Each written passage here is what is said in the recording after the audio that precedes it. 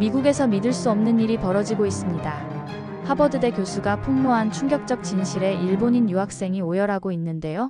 우리가 알던 일본은 이미 끝났다. 세계 최고 석학의 발언이 강의실을 얼어붙게 만들었고 아시아 두 강국의 숨겨진 실체를 낱낱이 파헤치는 교수의 분석 앞에 일본인 학생의 자부심이 산산조각 나고 있습니다.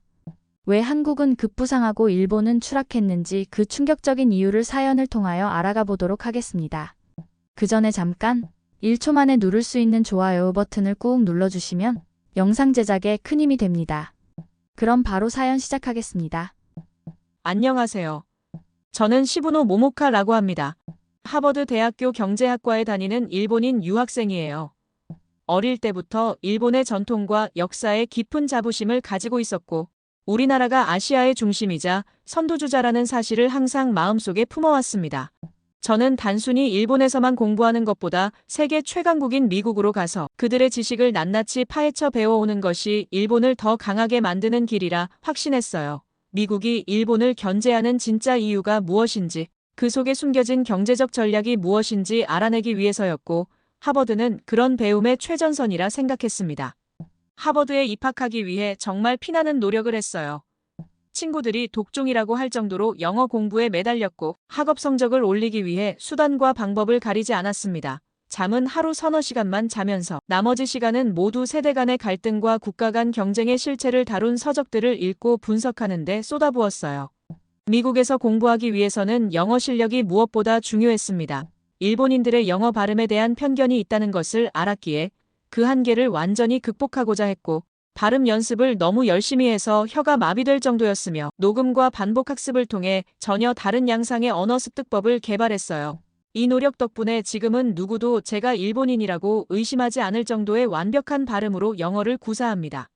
하버드에 입학한 후에도 쉬지 않고 공부했는데 경제학의 다양한 측면에서 일본이 어떻게 더 발전할 수 있을지를 연구했습니다. 그 덕분에 학점은 늘 상위권이었고 장학금도 받았어요. 주변 친구들이 부러워하는 시선을 보낼 때마다 내심 뿌듯했지만 겸손해야 한다는 일본의 가르침을 잊지 않았습니다. 저는 일본인이라는 정체성에 대단한 자부심을 갖고 있는데요. 우리나라가 아시아에서 유일하게 진정한 의미의 선진국 반열에 오른 나라라는 사실이 자랑스럽습니다.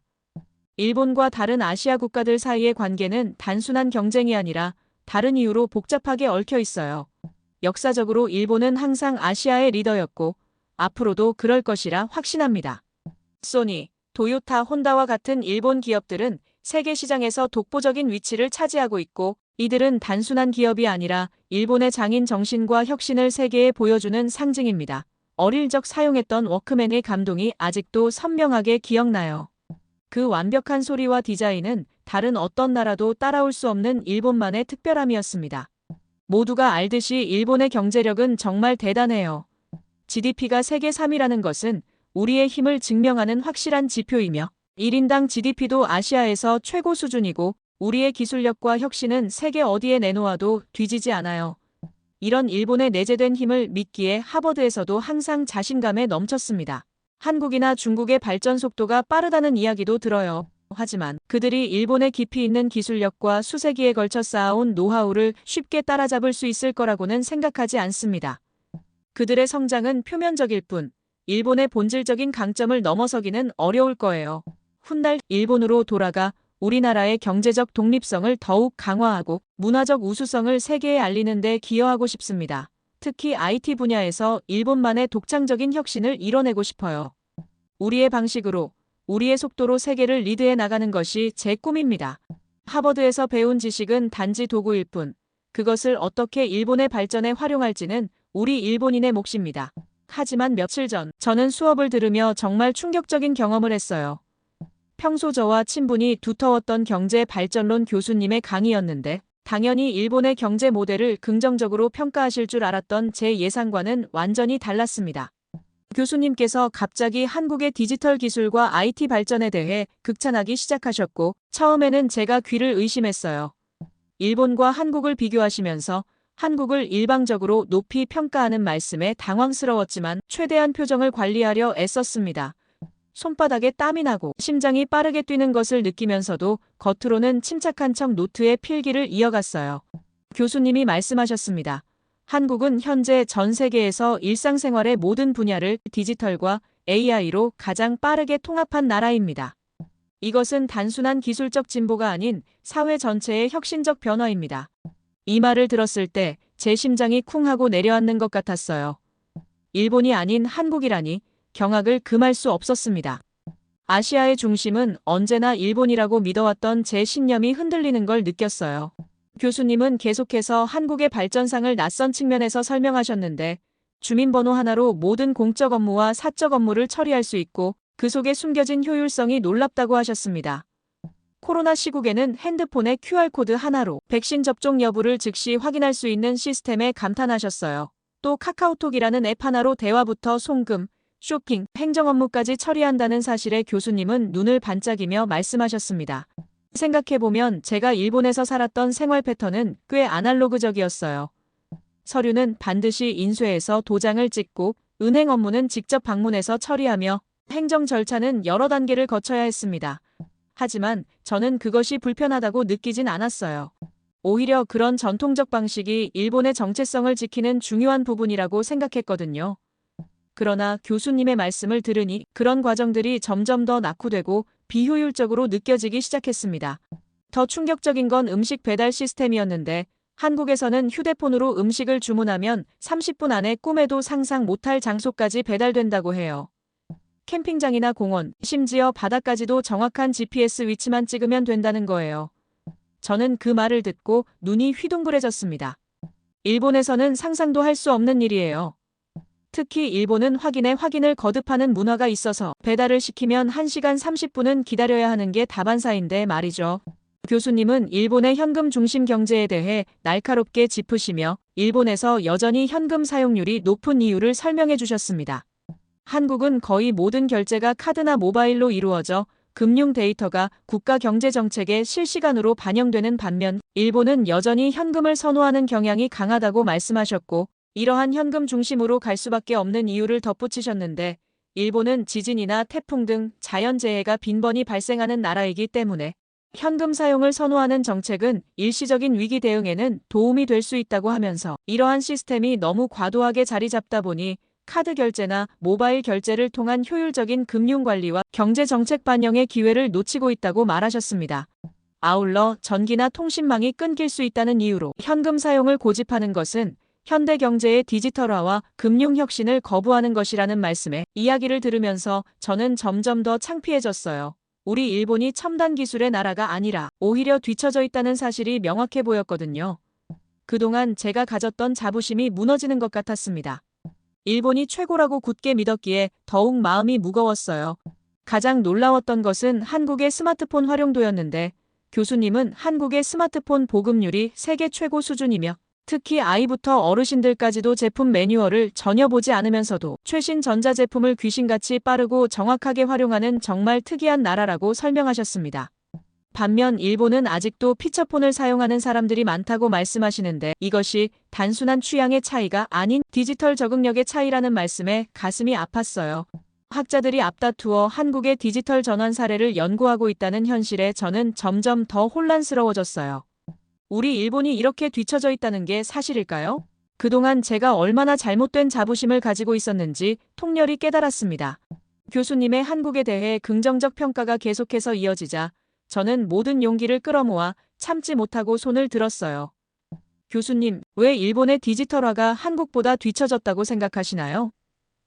제 목소리가 떨리는 게 느껴졌지만 최대한 학문적 호기심을 가장했습니다. 실제로는 온몸이 긴장과 말로 표현할 수 없는 분노로 가득 차 있었지만요. 교수님은 다른 이유가 아니라 일본의 장인 정신과 전통을 존중하는 문화들이 오히려 발목을 잡고 있다고 설명하셨습니다. 변화를 두려워하고 기존의 방식을 고수하려는 태도가 문제라고 하시더라고요. 우리의 자랑이었던 것들이 이제는 걸림돌이 되었다니 정말 받아들이기 힘든 현실이었습니다. 어떻게 하면 우리의 전통과 정체성을 지키면서도 빠르게 변화하는 세상에 적응할 수 있을까요? 잠시 쉬는 시간이 되자 저는 완전히 다른 사람이 된 것 같았습니다. 그동안 가졌던 국가적 자부심은 흔들리고 대신 깊은 혼란과 책임감이 제 마음을 채웠어요. 그 순간 제 마음속에는 소니 워크맨에 대한 추억이 불현듯 떠올랐어요. 어릴 적 소니 워크맨을 들으며 느꼈던 그 감동과 자부심이 아직도 생생합니다.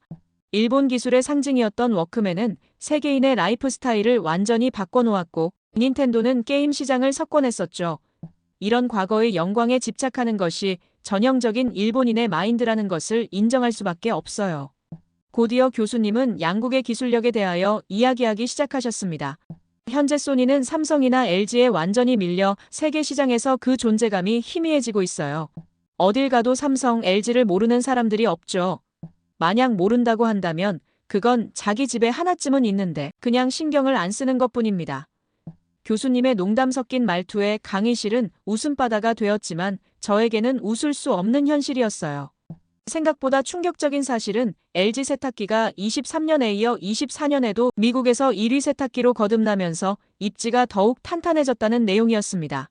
가전제품 분야에서조차 한국 기업에 밀리고 있다니 일본은 지금 뭐 하고 있는 걸까? 이 질문이 제 머릿속을 맴돌았어요. 왜 하필 하버드에서, 그것도 제가 가장 존경하는 교수님의 강의에서 이런 현실을 마주해야 했는지 당혹스러웠습니다. 일본과 한국 사이의 격차가 더욱더 벌어질 것 같아 두려움이 밀려왔어요. 지금까지 제가 굳게 믿어왔던 일본의 우월성은 어쩌면 과거에 머물러 있는 환상이었을지 모른다는 생각이 들었습니다. 일본의 국수주의적 태도가 오히려 우리를 고립시키고 세계적 흐름에서 뒤처지게 만든 것은 아닐까요? 저는 꿈에도 생각하지 못했던 질문들이 마음속에서 꿈틀거렸어요. 우리의 자부심이 오히려 발전을 방해하는 걸까? 이 질문이 저를 괴롭혔습니다. 일본이 전통을 지키려는 고집이 혁신을 막고 있다는 사실을 알게 된 후 실망감이 커져갔어요. 부러운 마음으로 한국의 변화 수용성과 빠른 적응력을 인정할 수밖에 없었습니다. 저의 일본인으로서의 정체성과 자부심은 여전히 중요하지만 이제는 더 넓은 시각으로 세계를 바라볼 필요가 있다는 것을 절실히 깨달았어요. 이것이 진정한 애국이 아닐까 하는 생각이 들었습니다. 일본의 미래를 위해 과거의 영광에 안주하지 않고 현실을 직시하는 용기가 필요한 시점이라고 느꼈어요. 한국과 우리나라의 차이점이 더욱 선명하게 드러나는 순간마다 가슴이 조여들었지만 이상하게도 이제는 어떤 이야기가 나올까 오히려 기대가 될 정도로 제 자존심은 완전히 무너져 있었습니다. 교수님께서는 고개를 약간 기울이시며 말씀하셨어요. 제가 한국과 일본을 오랫동안 연구해온 이유는 두 나라의 경제 성장 과정이 매우 흥미롭기 때문입니다. 처음에는 일본이 압도적으로 치고 나가서 아시아의 선두주자로 고도 성장을 이루었지만 지금 현재는 어떤 누구에게 물어봐도 일본보다 한국이 더 앞서 나가고 있다는 대답을 들을 수 있죠. 이런 놀라운 역전 현상이 저의 연구를 하게 만드는 원동력입니다. 교수님은 일본의 디지털화 제자리 걸음의 이유를 낱낱이 파헤치기 시작하셨어요. 가장 치명적인 문제는 지방자치제로 인한 중앙 통제의 어려움입니다. 일본의 각 지방은 마치 작은 왕국처럼 독립적인 시스템을 고집하며 전국적으로 통일된 디지털 정책을 실행하기란 불가능에 가깝습니다. 도쿄에서는 어떤 시스템을 사용하고 오사카에서는 또 다른 시스템을, 홋카이도에서는 또 다른 방식을 고수하니 국가 차원의 디지털 혁신이 이루어질 리 없죠. 교수님은 한 단계 더 깊이 들어가셨는데 각 지자체의 관료들은 자신들의 권한을 내려놓기를 거부하며 중앙정부의 표준화 시도를 무력화시킵니다. 그들에게 디지털화란 자신들의 영향력과 일자리를 위협하는 요소일 뿐이에요. 이런 구시대적 사고방식이 일본을 디지털 중세시대에 가두고 있습니다. 냉정한 분석에 마음이 무거웠지만 부정할 수 없는 현실이었어요. 교수님의 표정은 더욱 생동감 있게 변했습니다. 한국에 대해 제가 사실적이고 현실적으로 말할 수 있는 건 제 개인적 경험 때문이에요.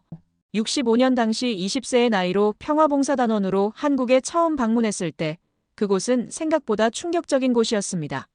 그 시절을 떠올리시면서 교수님의 얼굴에 따뜻한 미소가 번지며 말을 이어나가셨습니다. 서울의 한 고등학교에서 영어를 1년간 봉사로 가르쳤는데 학생들의 배움에 대한 열정이 놀라웠어요. 한국 선생님들과 맛있는 음식을 먹으러 다니며 그 맛을 잊지 못하고 한국인의 정에 푹 빠져 미국에 돌아와 한국 발전상을 좀 더 면밀히 바라보게 되었습니다. 교수님은 더욱 개방적으로 말씀하셨어요. 틈틈이 한국을 방문하면서 제2의 고향 같은 느낌을 갖게 되었죠. 그리고 한국의 디지털 혁명이 일어나는 과정을 직접 목격했습니다. 한국은 IMF 위기를 오히려 기회로 삼아 과감한 구조조정을 단행했고 선진국들도 부러워할 정도의 디지털 인프라를 구축했어요. 특히 인상적이었던 건 한국의 디지털에 관한 이야기였는데요. 한국의 디지털정부위원회는 전국적인 표준화를 단기간에 이루어냈어요. 반면 일본의 디지털청은 정치적 이해관계에 발목이 잡혀 유명무실한 기관이 되고 말았습니다. 이것이 바로 두 나라의 현재 위치를 결정짓는 결정적 차이입니다. 교수님의 한국인에 대한 평가는 더욱 깊었어요. 한국인들의 적응력과 미래를 받아들이는 자세는 정말 놀랍습니다. 그들은 새로운 기술에 대한 두려움 없이 오히려 적극적으로 수용하죠. 할머니, 할아버지들도 스마트폰을 능숙하게 다루는 나라는 세계적으로 찾아보기 힘들어요. 교수님은 한국의 교육 시스템도 높이 평가하셨습니다. 한국은 STEM 교육에 과감히 투자하며 초등학교부터 코딩 교육을 의무화했어요. 창의적 문제 해결 능력을 키우는데 집중하는 반면 일본의 교육은 여전히 암기 위주의 구식 방식에 머물러 있습니다. 이런 교육의 차이가 미래 경쟁력의 격차를 더욱 벌려놓을 거예요. 그리고 교수님은 결정적인 말씀을 하셨어요. 한국의 성공 비결은 과감한 투자와 혁신에 있습니다. 5G, AI, 빅데이터에 엄청난 예산을 쏟아붓는 반면 일본은 재정 건전성만 강조하며 미래에 대한 투자를 주저하고 있어요. 이런 차이가 두 나라의 앞날을 결정할 것입니다. 한때 아시아를 선도하던 일본이 이렇게 뒤처지게 된 것이 부끄러웠지만 동시에 우리가 나아가야 할 방향도 보이는 것 같았어요. 변화가 필요하다는 사실만은 분명했습니다. 여기서 더 충격적인 것은 일본의 인재 유출 문제에 관한 부분이었는데 저 역시 지금 일본을 떠나 미국의 하버드에서 공부하고 있는 모습이 인재 유출의 한 단면을 보여주는 것 같아 복잡한 감정이 밀려왔어요. 물론 저는 일본의 발전을 위해 세계 최고의 지식을 배우려는 목적이었지만 많은 우수한 인재들이 돌아오지 않는 현실을 떠올리니 마음이 무거웠습니다. 교수님은 무거운 한숨을 쉬며 말씀하셨어요. 일본의 가장 큰 위기 중 하나는 위기인 걸 알면서도 아무것도 하지 않는 것입니다. 일본의 우수한 인재들이 해외로 빠져나가고 있다는 현실도 큰 문제입니다. 특히 IT와 첨단 기술 분야에서 이 현상이 두드러지고 있어요. 일본의 찬란했던 과거에 비해 현재는 너무나 아쉬운 상황입니다. 저는 고개를 끄덕이며 깊이 공감했습니다. 제 친구들 중에도 실리콘밸리나 유럽으로 떠나 돌아올 생각이 없는 경우가 많았으니까요. 교수님은 한국의 사례와 우리를 비교하며 설명을 이어가셨어요. 한국은 최고의 해외 인재들을 적극적으로 유치하고 있는데요. 삼성, 네이버, 카카오 같은 기업들이 글로벌 인재 영입에 공을 들이고 있죠. 놀랍게도 실리콘밸리에서 성공한 한인 개발자들이 한국으로 역이민을 선택하는 현상까지 나타나고 있어요. 이 말을 듣는 순간 일본과 한국의 미래가 얼마나 다른 방향으로 향하고 있는지 충격적으로 느껴졌습니다. 우리나라를 떠나는 인재들과 한국으로 모여드는 인재들, 이 차이가 앞으로 더 큰 격차를 만들어낼 거란 생각에 불안했어요. 일본 기업들은 장인 정신과 아날로그 기술에 집중하며 전전긍긍하는 동안 한국 기업들은 미래 지향적인 발전을 위한 과감한 도전에 나서고 있습니다. 한국은 현실적인 프로그램을 개발하기 위해 전 세계 기업들과 적극적으로 협업하며 AI 기술 산업의 선두권에서 활동하고 있어요. 이런 부분에서 두 나라의 차이가 너무나 크게 벌어지고 있습니다. 교수님의 목소리에 묻어나는 안타까움이 저에게도 그대로 전해졌어요. 한때 일본이 세계 기술의 리더였던 영광의 시절이 머릿속을 스쳐 지나갔습니다. 우연한 기회에 지난해 동아시아 우수 학생들이 하버드에 와서 참여한 교육 프로그램에서 한국과 일본 학생들을 만날 기회가 있었어요. 그 자리에서 나눈 대화를 통해 학계에서도 확연한 차이를 느꼈습니다. 한국 학생들의 열정과 도전 정신은 정말 부러울 정도였어요. 그들은 세계를 무대로 원대한 꿈을 키우고 있었죠. 반면 일본 학생들은 안정적인 대기업 취업만을 목표로 하는 경우가 많았습니다. 교수님의 말씀은 계속되었어요. 더 놀라운 것은 한국의 중장년층 인재 활용 방식입니다. 한국은 은퇴한 베테랑 전문가들을 젊은 스타트업의 멘토로 적극 활용하고 있어요. 서로 발전할 수 있는 것들을 지속적으로 디벨롭하면서 세대 간 시너지를 내고 있습니다. 이런 모델은 일본에서는 찾아보기 힘든 혁신적인 시스템이죠. 마지막으로 교수님은 심각한 표정으로 말씀하셨습니다. 인재 유출 문제는 단순히 개인의 선택이 아닙니다. 이것은 국가 경쟁력과 직결되는 중대한 문제예요. 하지만 국가와 정부가 적극적으로 협조하지 않는다면 아마 일본이 평생 풀어야 할 숙제로 남을 겁니다. 강의실은 무거운 침묵에 잠겼어요. 일본인으로서 우리의 미래가 정말 걱정되었습니다. 한때 세계를 선도하던 우리나라가 이렇게 뒤처지게 될 줄은 꿈에도 생각하지 못했어요. 그동안 제가 가졌던 일본에 대한 자부심이 실제로는 과거의 영광에 기댄 허상이었다는 사실을 인정할 수밖에 없었습니다. 이제는 현실을 직시하고 변화해야 할 때라는 깨달음과 함께 일본의 새로운 미래를 위해 제가 무엇을 할 수 있을지 진지하게 고민하게 되었어요. 그리고 수업을 마치기 전 교수님께서는 엄숙한 표정으로 강의실을 둘러보시며 말씀하셨어요. 여러분, 특히 일본 학생들에게 진심으로 말씀드리고 싶습니다. 이제는 냉정하게 현실을 직시해야 합니다. 한국은 이미 많은 분야에서 일본을 앞서고 있어요. 이는 단순한 일시적 트렌드가 아닌 구조적 변화의 결과입니다. 이 말씀이 제 가슴을 날카롭게 찌르는 느낌이었어요. 역사적으로나 경제적으로나 인정해야 할 부분은 과감히 인정해야 합니다. 이것이 학문적 객관성이자 배움의 가치이며 경제적 지표와 기술 혁신 측면에서 일본의 정체와 한국의 도약은 부인할 수 없는 사실이에요. 반복되는 부정과 자기 위안은 결코 발전을 가져오지 않습니다. 교수님의 목소리에는 따뜻한 조언자의 울림이 담겨 있었어요. 교수님은 이어서 문화적 측면에 대해 심도 있게 분석하셨습니다. 한국의 e스포츠, 대중음악, 영상 콘텐츠는 지금 세대를 초월하여 전 세계적으로 강력한 문화적 영향력을 행사하고 있어요. 이는 단순한 문화 현상을 넘어서 소위 소프트 파워라는 국가 간 영향력의 새로운 패러다임을 형성하고 있습니다. 이런 소프트 파워가 분명히 경제적 파급 효과로 이어지고 있어요.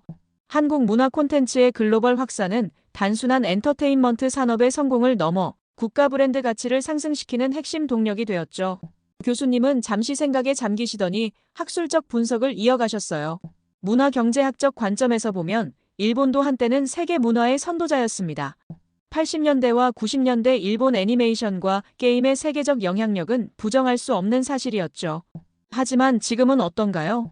아날로그 카메라에 집착하며 디지털 혁명을 놓친 것처럼 일본은 기존의 고급스러운 문화적 자산에 안주한 채 새로운 문화적 트렌드와 기술적 혁신의 통합이라는 측면에서 뒤처지고 있습니다.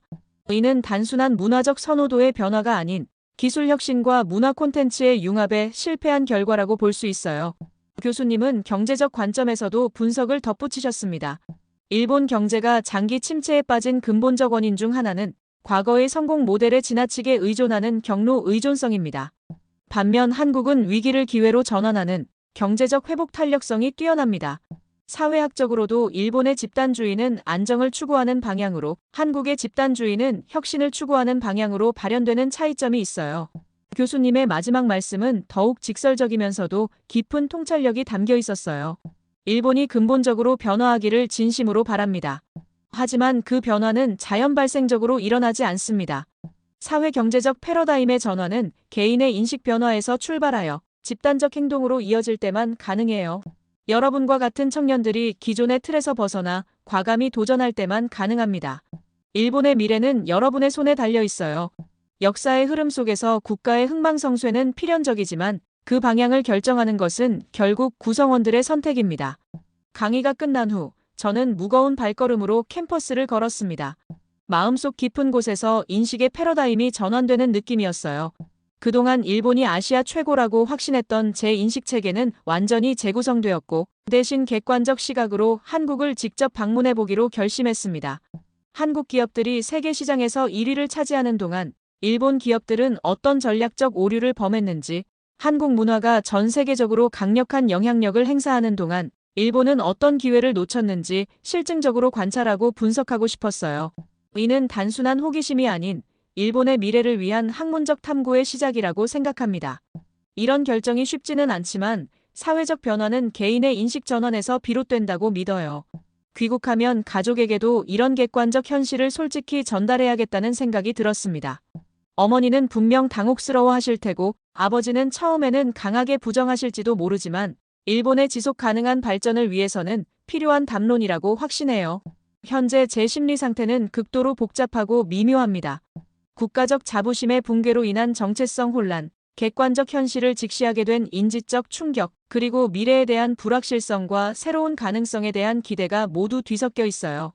그럼에도 불구하고 한 가지 확실한 것은 한국의 사회-경제적 발전 모델을 심층적으로 연구하고 일본의 미래 발전 전략을 위해 제가 기여할 수 있는 방안을 진지하게 모색하겠다는 결심입니다. 국수주의적 사고의 틀에서 벗어나 글로벌 시각으로 세계를 조망하는 것, 이것이 진정한 애국심의 발현이 아닐까요? 일본의 재도약을 위해 저부터 작은 인식의 변화를 시작하려고 합니다. 이것이 제가 일본 사회에 기여할 수 있는 첫 번째 지적 도전이라고 믿어요. 긴 이야기 끝까지 경청해 주셔서 진심으로 감사드립니다. 모두 안녕히 계세요. 오늘의 사연 어떻게 들으셨나요? 시부노 모모카 학생이 자신의 나라가 최고라고 믿었지만 한국의 기술력을 실감하며 인정할 수밖에 없었고 교수님을 통해 일본의 현주소를 알아갔던 이야기였습니다. 우리 모두에게 익숙한 것들에 대한 확신이 흔들릴 때 새로운 시각으로 세상을 바라볼 용기가 필요한 것 같아요. 과연 모모카는 일본으로 돌아가 무엇을 할 수 있을까요? 여러분의 생각을 아래 댓글에 남겨주세요. 그리고 감동적인 사연을 주변 사람들과 공유하고 함께 이야기 나눠보세요. 마지막으로 1초밖에 걸리지 않는 구독과 좋아요, 알림 설정은 영상 제작에 큰 힘이 됩니다. 지금까지 감동을 담아 여러분께 진심을 전하는 감동담기였습니다. 오늘 하루도 행복한 하루 보내세요.